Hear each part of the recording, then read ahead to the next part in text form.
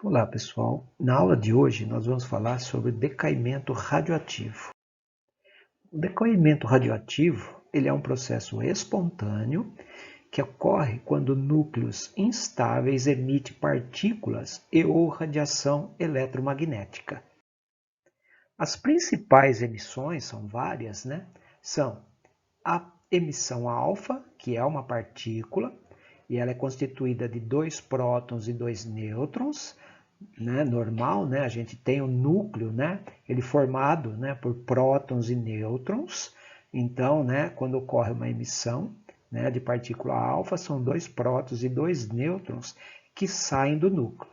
A representação é feita desse jeito, Em cima é a soma das partículas do núcleo, a gente viu isso nos átomos, Quando a gente tem átomo aqui em cima, a gente representa o número de massa, que é a soma de prótons e nêutrons. Então, dois prótons, dois nêutrons, eu tenho aqui número 4. E embaixo é o número de prótons, que quando a gente representa em átomos, seria o número atômico, que é o número de prótons. Então, a representação dessa partícula alfa, se faz desse jeito.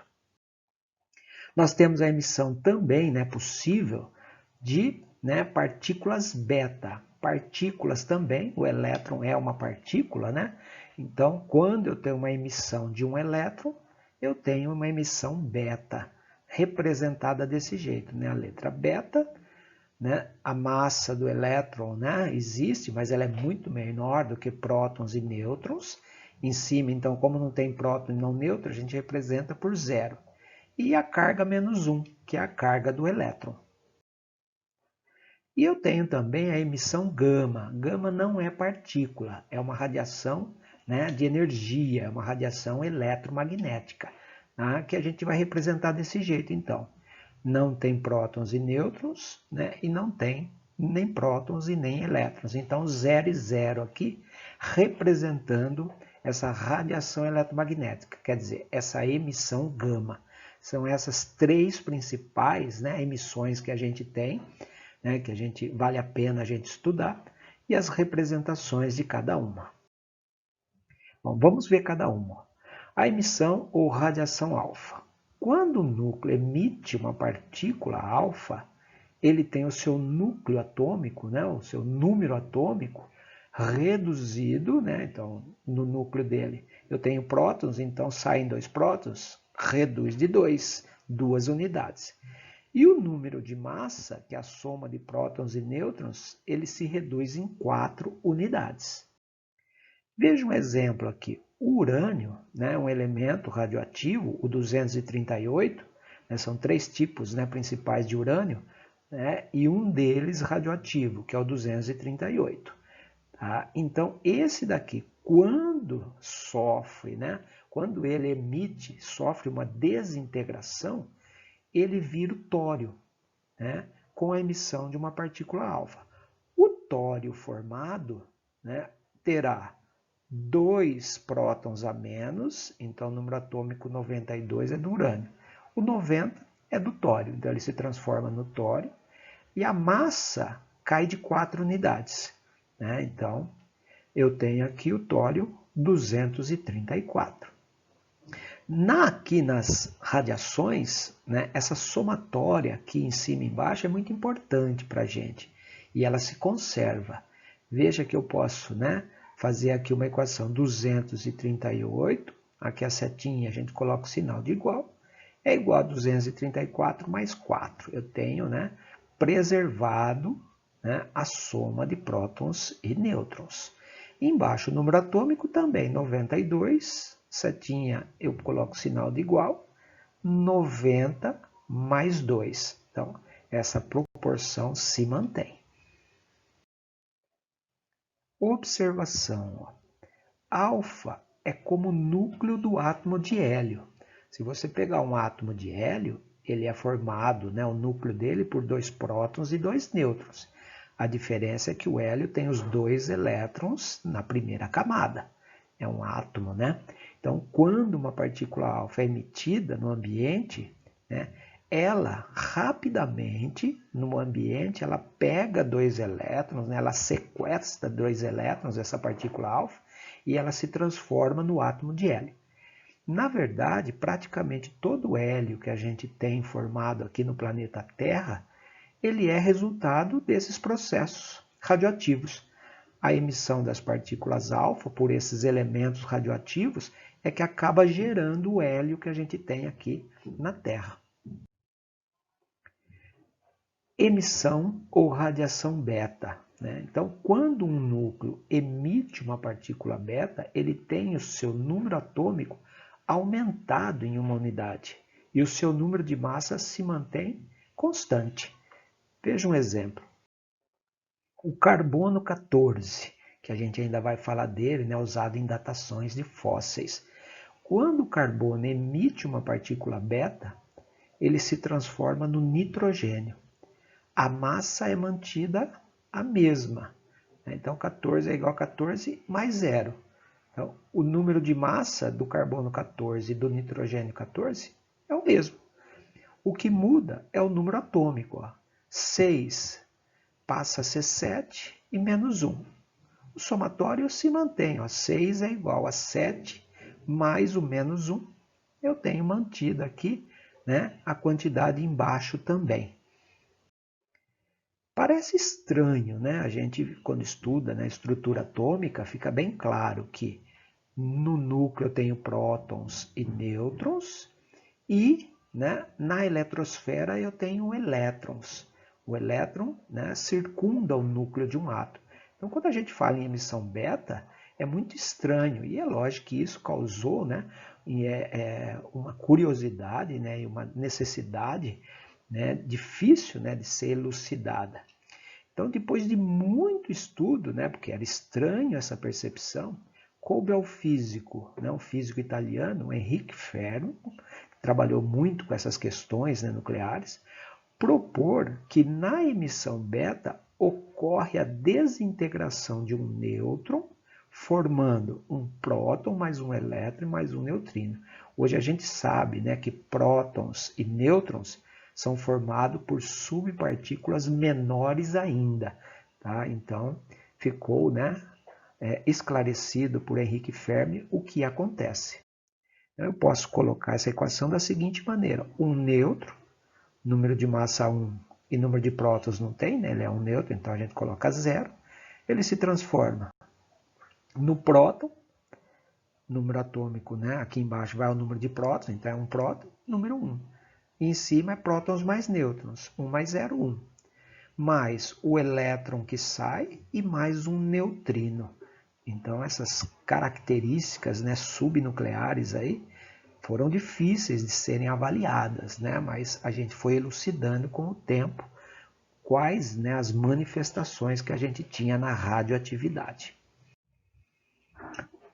E por último, a emissão ou radiação gama. Ela é meramente energética, ela é uma radiação eletromagnética, não é partícula. Alfa e beta são partículas, e gama é só energia pura. Geralmente, os isótopos radioativos são emissores de algum tipo de partícula e junto vai a radiação gama. Então, emite ou alfa ou beta, e esses novos elementos têm uma energia extra e essa energia é emitida para a natureza para abaixar a energia desse isótopo gerado. Lembrando que nosso espectro eletromagnético, que é esse daqui, eu tenho uma faixa muito pequena que é a faixa do visível. Em arco-íris fica bem claro essas cores aqui, que é a composição da luz branca. São as 7 cores que a gente tem. Então, essa é a região do visível. Uma região mais energética, logo abaixo do visível, é o UV, que vem também bastante do Sol, e por isso que a gente recomenda sempre usar protetor solar, evitar o sol do meio-dia, que tem um teor de radiação UV maior, que pode causar câncer. Pouco abaixo o raio-x, que a gente escuta muito falar, quando vai tirar uma chapa, vai em dentista ou vai no médico, a gente tira um raio-x, que ele passa facilmente pela pele e não passa tão pelo osso. Então a gente consegue mapear, por exemplo, o osso, o dente, assim por diante. E a radiação gama é uma radiação mais energética ainda, né? É a mais energética que a gente tem no espectro eletromagnético. E para cima, né, a gente tem o infravermelho, conhecido aí é o que esquenta, né? Se está numa estufa, entra dentro do carro, quando aquece, né, o vidro, ele aprisiona essa radiação, então fica quente, então é associada ao calor, né? Tem micro-ondas, que foi famoso por conta, né, do aparelho de micro-ondas. Depois temos, né, as faixas de rádio, AM, FM, né, ondas longas de rádio. Aí. Esse é o nosso espectro eletromagnético. Características, né, das emissões alfa e beta e gama. Vamos ver. Algumas características. Com relação, né, às vezes aparece em exercício, né, a polaridade ou a carga, né, que cada uma tem. A partícula alfa é positiva, porque ela é formada de 2 prótons e 2 nêutrons. Neutro é neutro, né?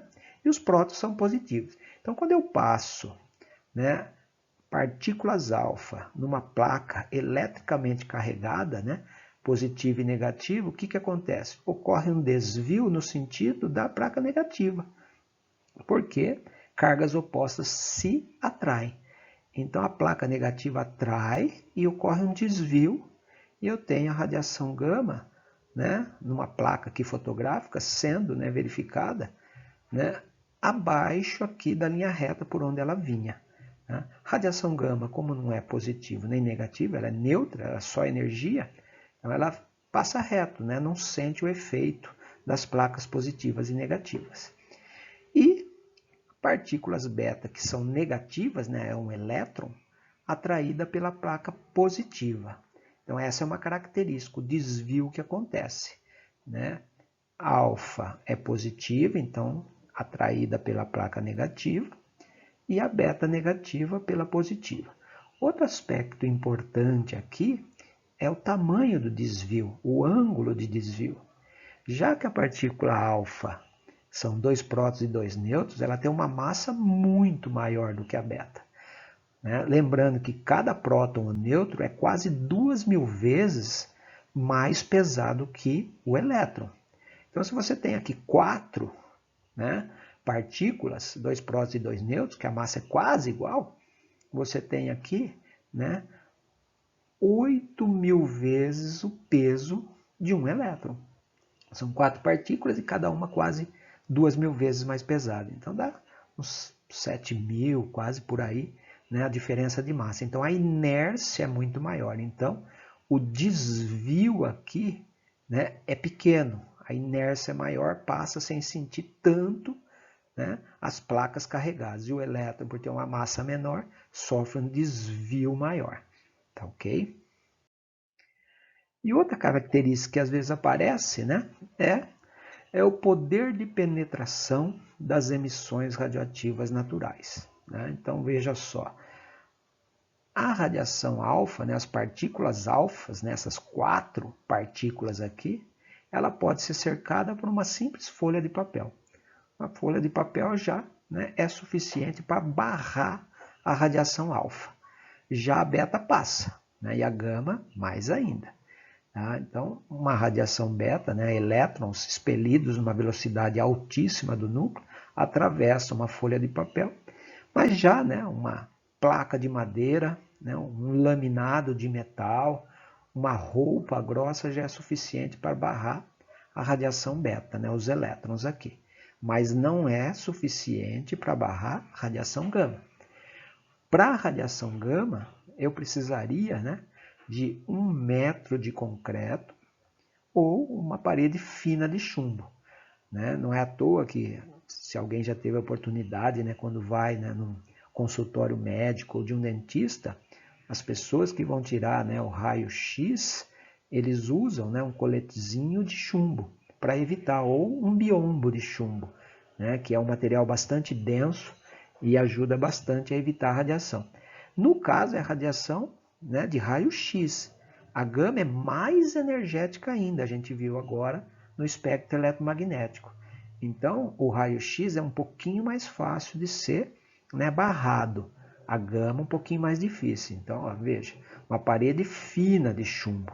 aqui ele fala em torno de 10 centímetros de chumbo.